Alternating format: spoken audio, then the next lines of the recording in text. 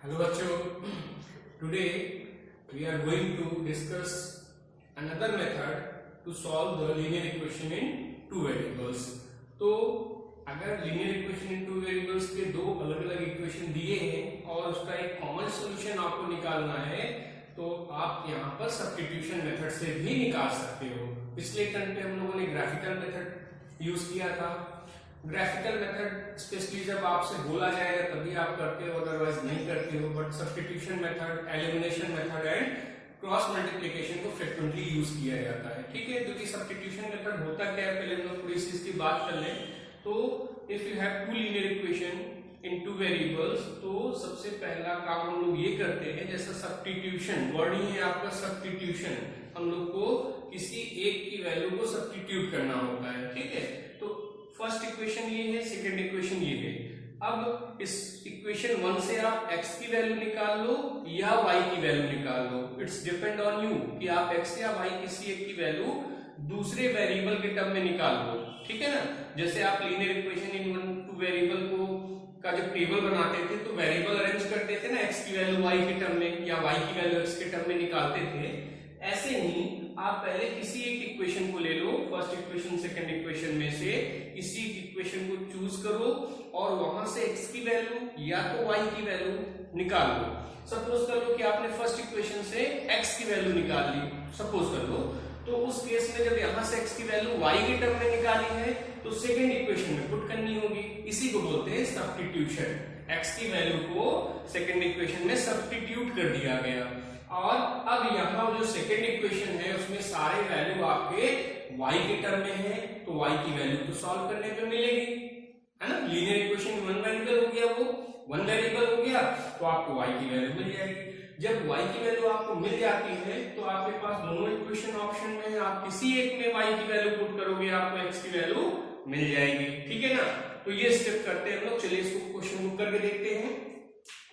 देखिए जो दोनों क्वेश्चन में देखो, दोनों इक्वेशंस में फ्रैक्शन बना के दिया है, तो फ्रैक्शन में थोड़ा सा अरेंज करने में प्रॉब्लम हो सकती है, इसलिए हम लोग इसको पहले फ्रैक्शन को रिमूव कर लें। अगर नहीं करते हो तो भी आप क्वेश्चन को कर सकते हो, कहीं से कोई गलत नहीं है। आपने डायरेक्ट x की वैल्यू y की वैल्यू एज इट इज निकाल ली, जैसे लिखा है वैसे ही, बट थोड़ा सा प्रॉब्लम ना हो इसलिए हम लोग उसको फ्रैक्शन को रिमूव कर लेते हैं। तो फ्रैक्शन को रिमूव करने के लिए इक्वेशन 1 में और इक्वेशन 2 में आप मल्टीप्लाई कर लो। ठीक है, इक्वेशन 1 में आप देखो 6 से मल्टीप्लाई करोगे तो ये फ्रैक्शन रिमूव होगा, इसमें भी 6 से मल्टीप्लाई कर लो तो वो पूरा फ्रैक्शन रिमूव हो जा रहा है ना। तो आप लिख देंगे, चलिए 1 2 अभी नहीं लेते हैं, बाद में ले लेंगे। तो यहाँ लिखेंगे मल्टीप्लाई बोथ इक्वेशंस बाय 6। तो यहाँ दोनों इक्वेशन में जब 6 से मल्टीप्लाई होगा तो यहाँ 6 से मल्टीप्लाई होगा तो 2 3 जा 6 हुआ, 3 3 जा 9x हो जाएगा, यहाँ 2 जा कैंसिल हुआ तो 10y हो गया, इज इक्वल टू यहाँ 6 से हुआ तो -12। ठीक है, अभी इस इक्वेशन में यहाँ लिख लेते हैं, this is the equation number 1। ठीक है ना, अभी देखो यहाँ से इसमें 6 से मल्टीप्लाई हुआ तो 6 यहाँ मल्टीप्लाई में आएगा, 3 2 जा 6, यहाँ हो गया 2x, यहाँ हो जाएगा आपका 3y और ये हो गया 13। This is equation number 2। ये तो क्लियर हो गया, 6 से मल्टीप्लाई किया और कुछ नहीं किया, अभी फ्रैक्शन रिमूव किया। ठीक, देखो क्वेश्चन आपको फ्रैक्शन के फॉर्म में दिया है तो आप ऐसे कन्वर्ट कर लो, या ऐसे दिया तो सिंपली आप आगे कंटिन्यू कर लोगे। ठीक है ना, इसीलिए ऐसा एक क्वेश्चन लिया गया, फ्रैक्शन की बात भी हम लोग कर लेंगे। अब आप देखिए यहाँ पर हम लोग को x की वैल्यू या y की वैल्यू किसी एक वेरिएबल इक्वेशन से निकालनी है। हम इक्वेशन 1 को चूज कर लेते हैं, बट ऐसा मत सोचिए कि इक्वेशन 1 को हमेशा चूज करना है। You can find the value of any one variable from any one equation. किसी एक इक्वेशन से आप निकाल सकते हो, आप 2 भी ले सकते हो। हम 1 को ले रहे हैं तो सबसे पहले अरेंज करेंगे इक्वेशन 1 को फ्रॉम इक्वेशन 1। इक्वेशन 1 को अरेंज करोगे तो x इज इक्वल टू, देखो ये जाएगा इधर में प्लस में होगा तो -12 प्लस 10y और ये डिवाइड में आ गया 9। तो ये आपने जो निकाला है इसको इक्वेशन नंबर 3 भी दे सकते हो, क्योंकि जब y की वैल्यू आएगी ना सॉल्व करने पे तो यहाँ पुट कर दोगे तो सीधे x मिल जाएगा, अरेंज भी नहीं करना पड़ेगा। ठीक है, अब इक्वेशन नंबर 3 हमने इसको लेवल कर दिया और यहाँ से x की वैल्यू को पुट करनी है इसमें इक्वेशन नंबर 2 में, क्योंकि इक्वेशन नंबर 1 से आपने वैल्यू निकाली है। ध्यान यहाँ पे आपको देना है कि इक्वेशन नंबर 1 से आपने x की वैल्यू निकालनी है तो 1 में नहीं पुट करना है, किसमें पुट करेंगे 2 में। जिस इक्वेशन से वेरिएबल की वैल्यू निकालते हो उसके दूसरे इक्वेशन में वैल्यू को सब्स्टिट्यूट करना होता है, याद रखिएगा। यहां पुट कर लीजिए, लिख देंगे now put the value of x in equation 2। Equation 2 में इधर आ जाइए, इक्वेशन 2 में वैल्यू पुट करने जा रहे हैं। 2 इंटू एक्स की वैल्यू देखो ये पूरी है -2 -12, ये x की वैल्यू पूरी हम लोग यहाँ पुट करेंगे -12 प्लस 10y अपॉन 9 और plus 3y is equal to 13, ठीक है ना।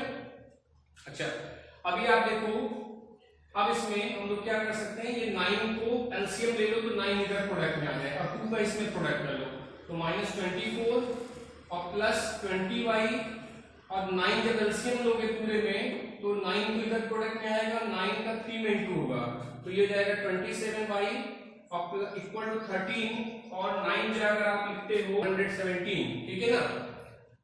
117 तक हम लोग पहुंच गए। अब क्या करना है, सॉल्व करना है और y की वैल्यू निकालनी है। तो सबसे पहले -24 उधर ले जाओ, प्लस होगा, इन दोनों को ऐड करो, ये हो गया 47 इज इक्वल टू ये आगे प्लस होगा तो यहाँ पर 4 और 7 यहाँ पर हो गया 1, ठीक है। यहाँ पर 7 और 4 11 हो गया 1 3 8 4 141 आएगा, क्या 141 आ गया और यहाँ पर आपको y लिख लेना है, ठीक है ना। तो y इज इक्वल टू हो जाएगा 141 अपॉन 47। तो देखो ये 3 सा कैंसिल हो रहा है क्या, 47 से अगर 3 सा ले जाए 7 3 सा 21 से 1 दिख रहा है तो ये 27, हाँ ये 3 सा कैंसिल हो रहा है तो y की वैल्यू आ गई 3। तो फाइनली आपने y की वैल्यू निकाल ली, y इज इक्वल टू आ गया 3। y की वैल्यू जब 3 आ गई तब आपको x की वैल्यू निकालनी है जो कि आपको इक्वेशन नंबर 3 बता देगा। यहाँ पे वैल्यू सब्स्टिट्यूट कर लेते हैं तो लिखेंगे now put value of y in equation 3। Equation 3 में अगर जरा y की वैल्यू पुट कर लिया जाए तो x is equal to -12 plus 10 into 3 divided by 9 और इसको सॉल्व करोगे तो 30 - 12 कितना आ जाएगा 18 और 18 से 9 को जब डिवाइड करोगे तो 2 तो x की वैल्यू आ गई 2। और जब भी आप linear equation in two variable के सॉल्यूशन को निकालो, किसी भी मेथड से निकालो, x और y की वैल्यू निकालने के बाद आप इक्वेशन में जरूर वेरीफाई कर लो कि आपका आंसर सही है कि नहीं है।